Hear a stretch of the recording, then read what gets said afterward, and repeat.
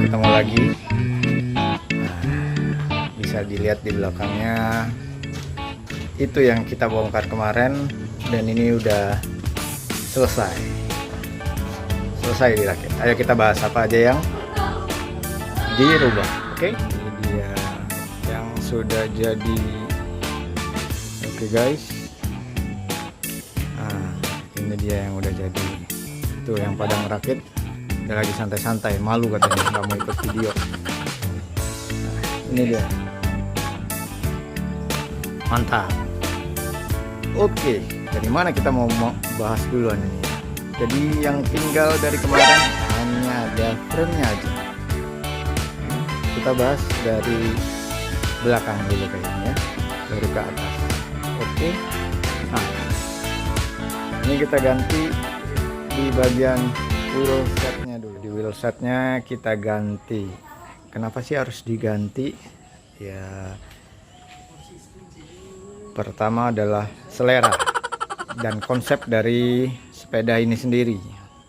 Konsepnya mau dibawa kemana. Nah, jadi kalau kalian yang mau ngerakit, jangan buru-buru ganti kalau belum ada konsepnya. Jadi di konsep dulu. Nah, terus apa sih yang perlu diperhatikan kalau beli wheel set? Nah, ini nih, biasanya orang umumnya kalau beli wheel set, dia ngelihat pertama kali adalah ini nih.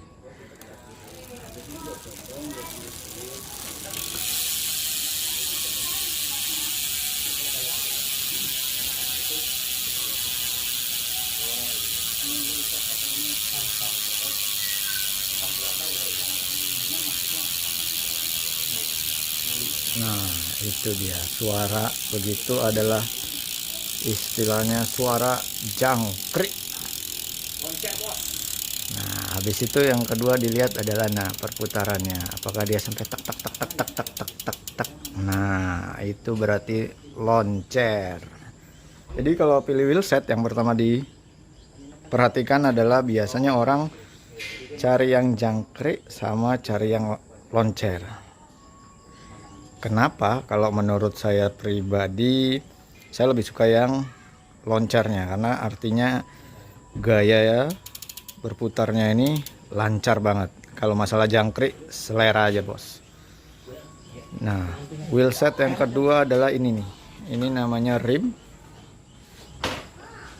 Ini yang rimnya yang tipe low profile. Jadi teman-teman bisa searching di YouTube, rim sepeda itu ada berapa macam sih? Setahu saya ada 3 ya. Low profile, mid profile, sama high profile. Jadi low profile, mid profile, sama high profile. Apa bedanya?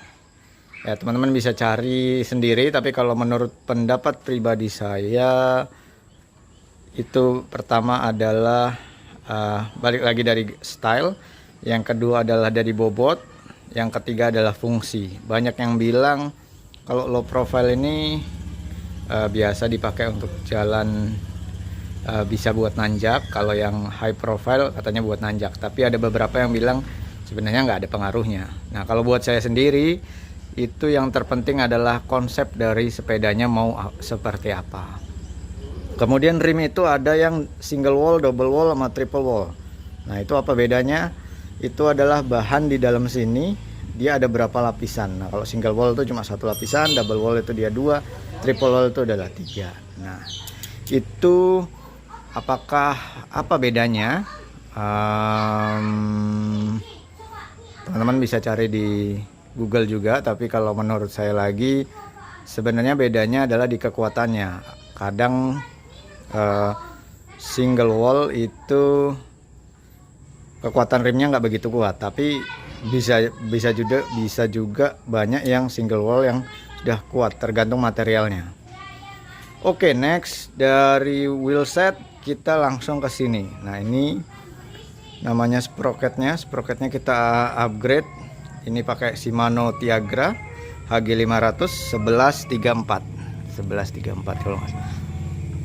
Ya, itu dia 1134T. Tuh, ada tulisannya di sini. Di sini nih, di sini nih. Nah, di sini nih 34T, nggak kelihatan ya. ya 34 gigi 11 34 gigi. Kemudian RD-nya kita ganti dari sebelumnya Sensah Mission 9 speed, kita ganti jadi Shimano Tiagra 10 speed. Oke. Nah, ini. Nah, biasanya orang kalau mau update sepeda itu bingung nih. Mau ganti yang sprocket yang berapa sih?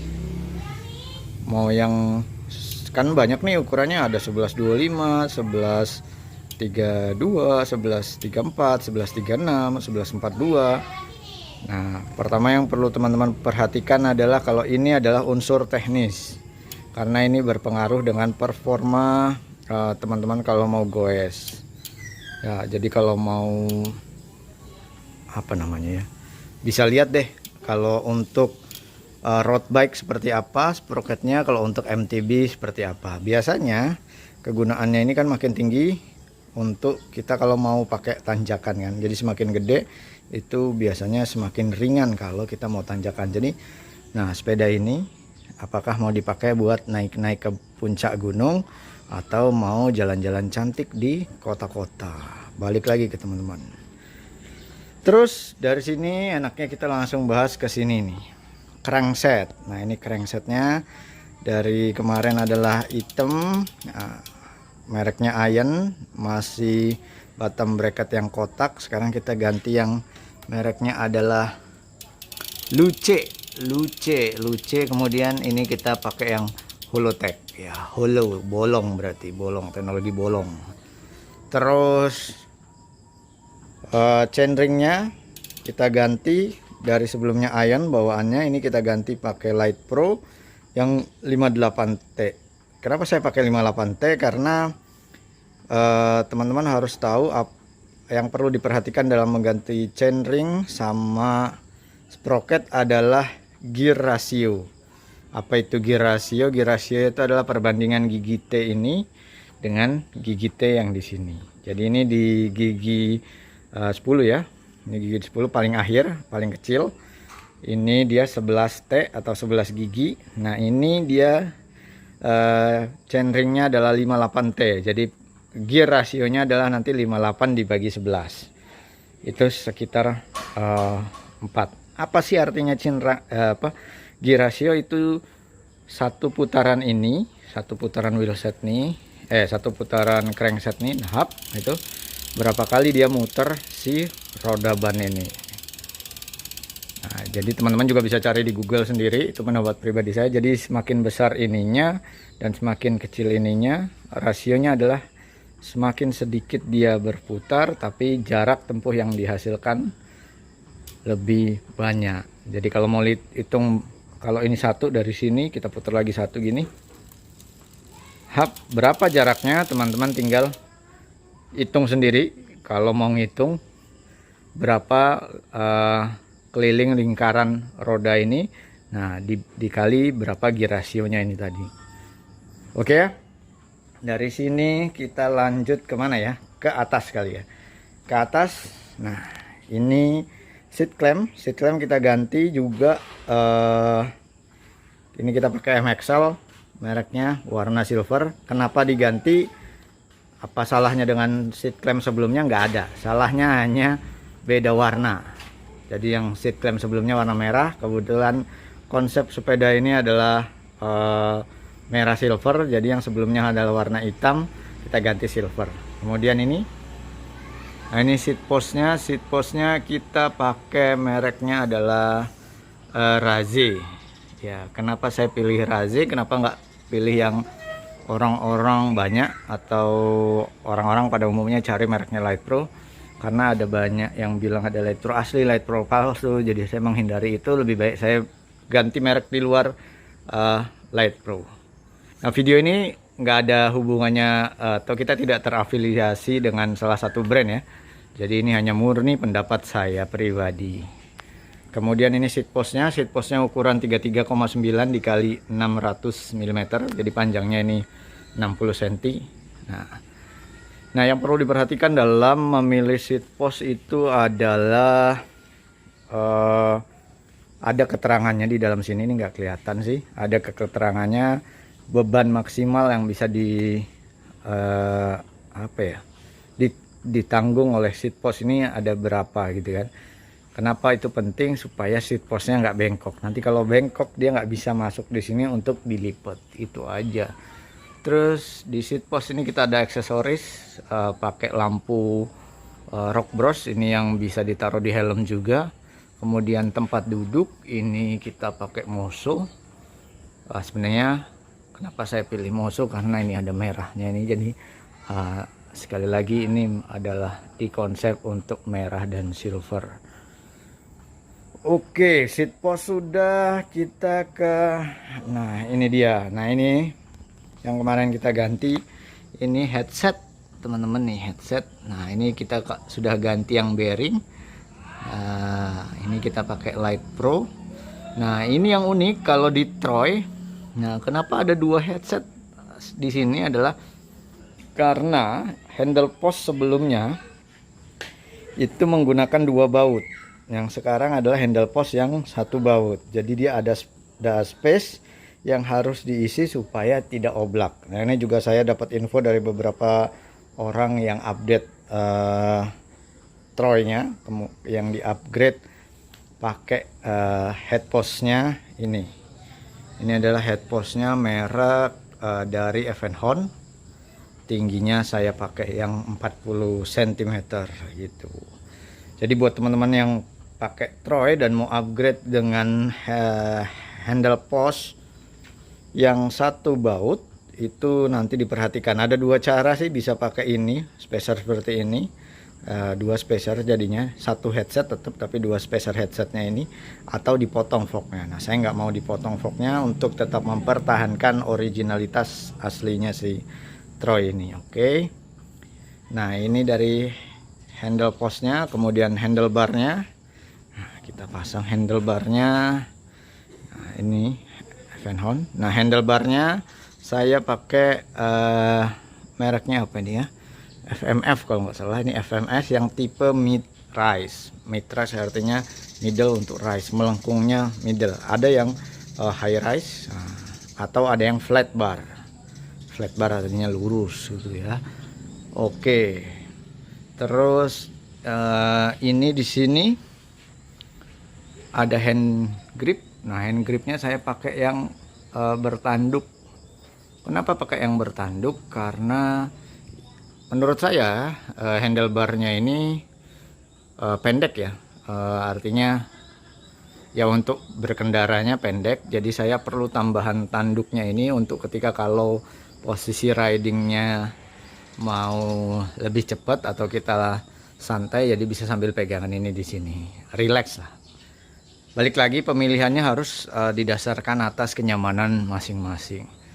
Nah mumpung kita di handlebar, kita akan sekalian bahas ini dia. Ada shifter 10 speed, saya pakai yang punya Tiagra. Jadi antara shifter dan RD itu sama. Nah, shifter dan RD ini itu sama. Nah apakah boleh beda? Boleh aja sebenarnya. Cuman saya lebih nyaman untuk pakai yang sama, karena saya yakin ada settingan yang sama antara shifter ini, pergerakan shifter di sini yang mereknya sama dengan RD yang di sana. Jadi biar lebih nyaman, smooth dan nyaman. Kemudian di sini ada brake setnya, saya pakai mereknya Zoom. Kemudian ini Zoom kanan kiri. Ini adalah hydraulic disc brake mereknya Zoom. Kenapa pakai merek Zoom? Yang pertama adalah karena warna. Jadi ini disc brake yang punya warna ada merah ya. Biasanya kan hanya hitam. Nah kebetulan nemu ini, jadi saya pakai aja sekalian, nggak apa-apa. Terus ini ada speedometer, saya pakai yang cat eye, yang wireless. Jadi ini wirelessnya di sini. Fungsinya apa sih? Untuk mengukur kecepatan kita sama jarak, kemudian ada berapa lama waktu kita goes di situ. Jadi hanya indikator. Nggak pakai juga nggak apa-apa, karena sekarang banyak aplikasi di handphone yang bisa teman-teman nyalain ya kalau lagi mau goes. Oke, sekarang kita turun ke bawah. Ini dia brake setnya. Nah ini Zoom, hydraulic disc brake. Kemudian rotornya saya pakai punyanya Snail. Alasannya lagi kenapa saya pakai Snail adalah ya karena ini warna. Banyak merek lain juga yang ada merah, dan kebetulan karena barang lagi susah, saya hanya nemunya merek Snell ya, jadi saya pakai aja. So far nanti kita cobain ya.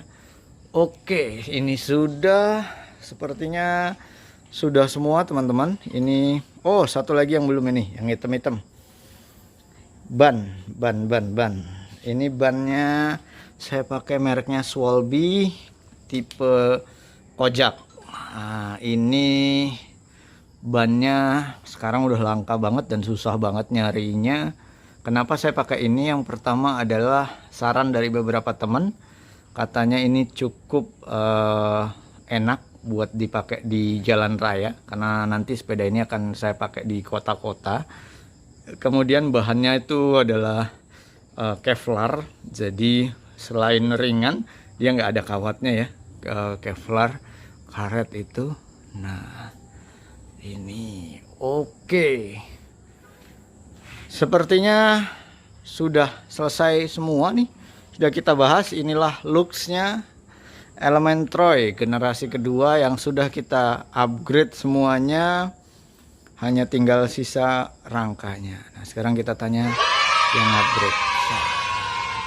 Kira-kira apa hal paling sulit dari upgrade Troy? Pasang headset. Oh itu dia. Sampai toolsnya patah.